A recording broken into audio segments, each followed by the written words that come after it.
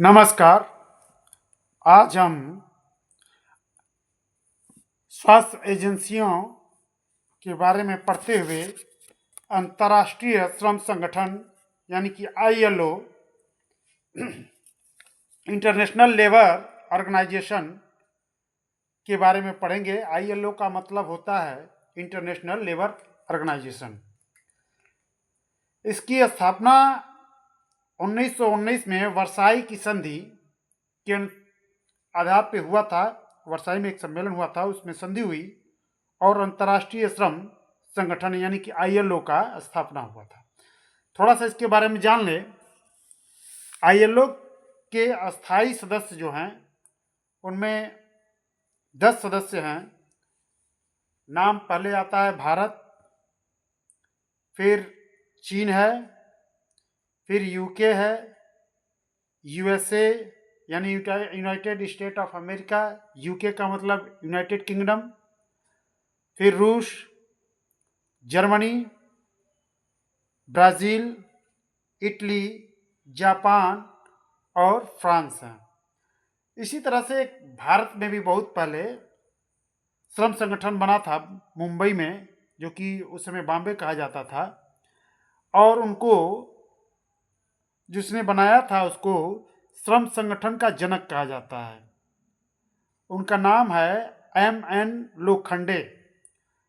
M.N.. Lokhande ये महाफुले के शिष्य थे और ये 1890 ईस्वी के लगभग में पहला श्रमिक संघ उन्होंने स्थापित किया था।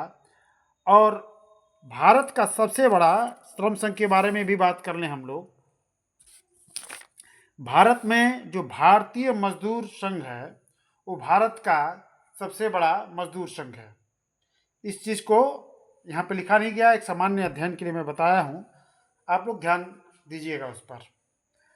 इसका मुख्यालय जिनेवा यानी स्विट्जरलैंड में है और वर्तमान में 187 सदस्य आईएलओ के 187 यानी 187 सदस्य हैं जो विश्व के अलग अलग देश हैं। यानी कि वर्तमान में 187 सदस्य देश जो है उनके सदस्य हैं, आईएलओ के सदस्य हैं। अब इसका उद्देश्य क्या है इसके बारे में हम पढ़ लें। उद्देश्य इसका रोजगार के अवसर पैदा करना, यानी कि मेन इसका है कि जो भी सदस्य देश हैं उन वहाँ के पुरुषों के लिए, महिलाओं के लिए रोजगार के लिए अवसर पैदा करे। कार्य के समय निर्धारित हो, यानी कि श्रमिकों का शोषण न हो नियोक्ताओं द्वारा। मानक समय तय करना, सुरक्षा व सामाजिकता को बढ़ावा देना, उनमें यूनिटी पैदा करना, अधिकारों को बढ़ावा देना, श्रमिकों के कुछ अधिकार हों और जो उनके अधिकार हैं उसको सुरक्षा प्रदान किया जाए, यानी कि उनका कोई उल्लंघन न करे, कोई उनका शोषण न करे। ये अंतर्राष्ट्रीय श्रम संगठन यानी कि आईएलओ इंटरनेशनल लेबर ऑर्गेनाइजेशन के कार्य हैं। इस उद्देश्य से किया गया था, उद्देश्य इसका ये था, ऑब्जेक्ट यही था। ठीक, आगे चलते हैं। एक चीज यहाँ पे नोट करने वाली बात है, 1969 में विश्व शांति के लिए इसको नोबेल पुरस्कार मिल चुका है। इस चीज को आप लोग ध्यान दीजिएगा। ये 169 में इसके महान कार्य के लिए इसको नोबेल पुरस्कार मिला है। अब इसके अध्यक्ष के बारे में जान लें। इसका जो महानिदेशक है, आईएलओ का महानिदेशक जो है, अध्यक्ष नहीं, महानिदेशक Gilbert F Houngbo, Gilbert F Houngbo ये पहले अफ्रीकी व्यक्ति हैं और इनकी नियुक्ति आईएलओ महानिदेशक के रूप में 5 वर्ष के लिए अक्टूबर 2022 में की गई है। ये भी इसमें लिखा नहीं है, मैं एक सामान्य अध्ययन के लिए बता रहा हूँ, थोड़ा सा कुछ अलग भी आप लोग जानिए। अब संरचना, यानी कि आईएलओ अंतर्राष्ट्रीय श्रम सम्मेलन, इसमें जो संरचना यानी कि जो संगठन बना है उसमें कौन कौन से शामिल हैं, कौन कौन से भाग हैं, मुख्यतः तीन ही हैं: अंतर्राष्ट्रीय श्रम सम्मेलन और शासी निकाय और ये अंतर्राष्ट्रीय श्रम कार्यालय, ये भी है, आगे पढ़ेंगे आप। तो पहला अंतर्राष्ट्रीय श्रम सम्मेलन ILC का कार्य क्या है? अंतर्राष्ट्रीय श्रम के लिए नीति बनाना, जो भी श्रमिक, चाहे महिला श्रमिक हो चाहे पुरुष श्रमिक हो, उनके कार्य के लिए नीति बनाना, नियम बनाना। एक वर्ष में ILC की सभा बुलाना, ठीक। तथा इनके जो सरकार के प्रतिनिधि हैं और मालिक हैं, नियोक्ता हैं, और जो श्रमिक हैं यानी मजदूर हैं, उनके अनुपात में, उनको अनुपात को बना करके रखना। यानी 28 जो सदस्य हैं, 28 सरकारी के सदस्य होंगे और 14 यानी 14 जो है वो मालिक और श्रमिक यानी कि मजदूर और मालिक के बीच अनुपात होगा। तो इस प्रकार से सरकारी कर्मचारी, जो सरकारी प्रतिनिधि होंगे, सरकार के प्रतिनिधि होंगे, उसमें 2 हैं, तो मजदूर और मालिक के 1 होंगे। तो इस तरह से 28 प्रतिनिधियों में 28 प्रतिनिधि सरकार के होते हैं और 14 मालिक होते हैं यानी नियोक्ता के प्रतिनिधि होते हैं और 14 मजदूर के प्रतिनिधि होते हैं। तो 2:1 अनुपात में ये सरकार के प्रतिनिधि और मालिक व मजदूर के प्रतिनिधि होते हैं। जो IL यानी कि अंतर्राष्ट्रीय लेबर के मानकों को तैयार करते हैं। बजट बनाना इनका भी एक कार्य होता है। श्रम समस्या के बारे में अवगत कराना तथा उसका निराकरण करना, ये भी इसका कार्य है। और कार्य प्रक्रिया, किस तरह का कार्य प्रक्रिया हो उसका निर्धारण करना भी इनका कार्य है। और अंतर्राष्ट्रीय यानी कि विश्व न्यायालय, अंतर्राष्ट्रीय न्यायालय समिति से परामर्श लेकर के और जो न्यायिक बातें होती हैं उसको लागू करना, इसका अंतर्राष्ट्रीय श्रम सम्मेलन का मेन उद्देश्य होता है।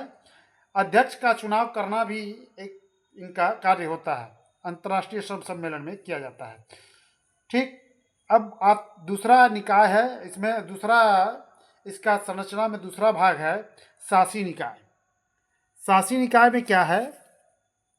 इसमें 56 सदस्य होते हैं, 56 मेंबर्स इसमें होते हैं, इसमें भी सरकारी सदस्य अधिक होते हैं, सरकार के प्रतिनिधि अधिक होते हैं और मजदूर और मालिक के बीच 1 का अनुपात रहता है।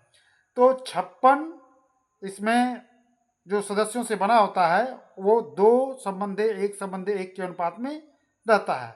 इसमें सरकार की निकाय, क्रमशः देखा जाए तो सरकार की निकाय, मालिक और मजदूर क्रमशः 28, 14 ये निकाय होते हैं।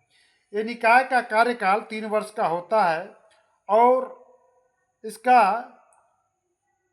ILO के कार्यक्रम का निर्णय करने के लिए 1 साल में एक बैठक भी होती है, जो कि अंतर्राष्ट्रीय श्रम कार्यालय का वो ऑर्गेनाइजेशन होता है। निकाय का कार्य क्या है?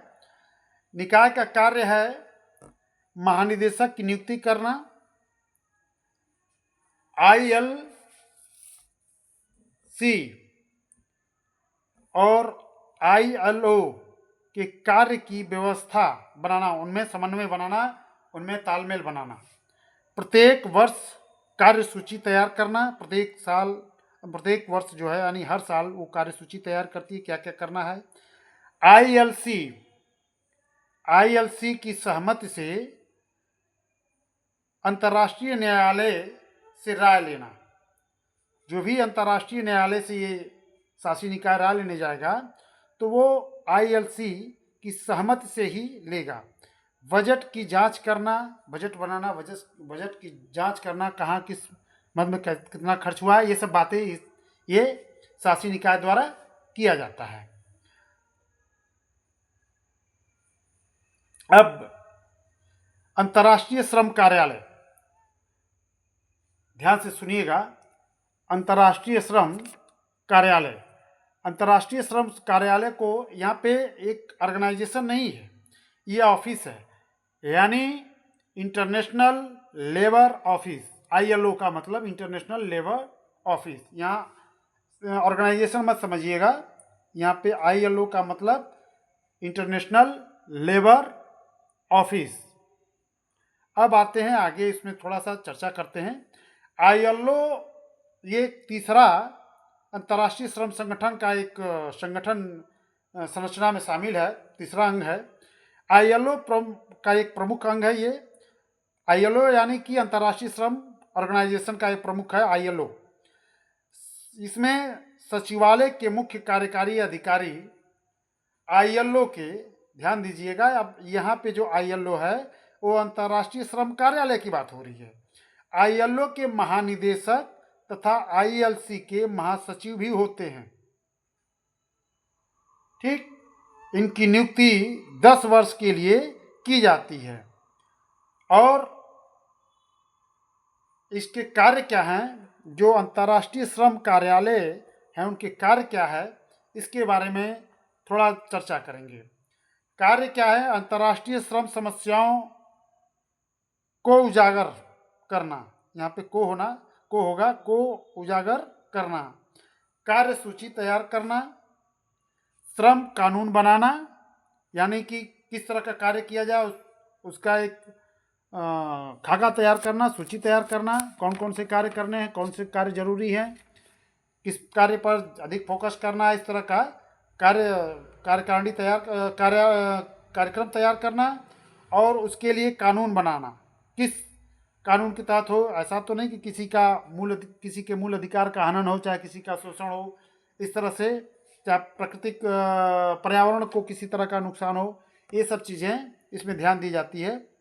सरकार की सहायता करना, जो भी देश है वहाँ की सरकार, चाहे राज्य की सरकार, उसको कार्य करने के लिए, उसको लागू करने के लिए, इम्प्लीमेंटेशन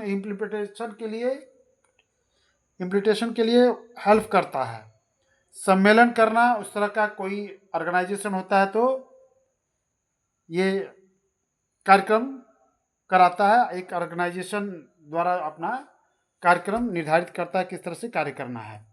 इस तरह से हम अंतर्राष्ट्रीय श्रम संगठन के बारे में जाने हैं। इसमें कुछ अन्य भी कार्य हैं, जैसे थोड़े थोड़े ध्यान दें कि जो महानिदेशक की बात हम कर रहे हैं तो उसमें क्या होता है, उसमें उनके कार्य के लिए कुछ 2 उप महानिदेशक भी होते हैं, उनके सहायक निदेशक होते हैं जिनकी संख्या, जैसे उप निदेशकों, उप महानिदेशकों की संख्या 2 होती है, सहायक निदेशकों की संख्या 6 होती है, एक अंतर्राष्ट्रीय श्रम अध्ययन संस्था होती है, तमाम तकनीकी सहायक होते हैं। इस तरह से मिलकर के लगभग एक निदेशक के सलाहकार को मिलाकर के लगभग 100